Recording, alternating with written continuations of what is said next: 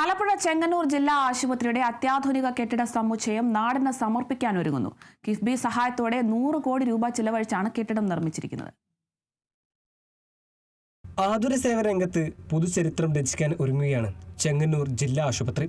95% ജോലികളും പൂർത്തിയായ കെട്ടിടം ഫെബ്രുവരിയോടെ പ്രവർത്തന സജ്ജമാകുമെന്ന് ആശുപത്രി അധികൃതർ അറിയിച്ചു.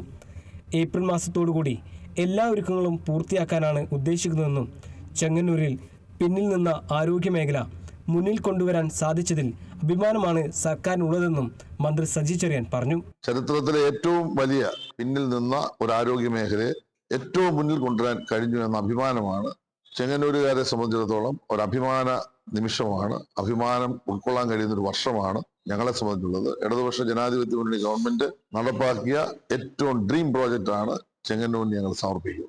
2020 നവംബറിൽ അന്നത്തെ ആരോഗ്യമന്ത്രി കെ ശൈലജയാണ് പദ്ധതിയുടെ നിർമ്മാണോദ്ഘാടനം നിർവഹിച്ചത്. 2.5 ഏക്കറിൽ 7 നിലകളിലായി 1,25,000 ചതുരശ്ര അടിയിലാണ് കെട്ടിടത്തിന്റെ നിർമ്മാണം.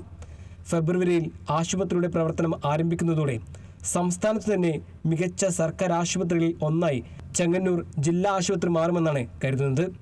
Kerala vision news, Alappuzha.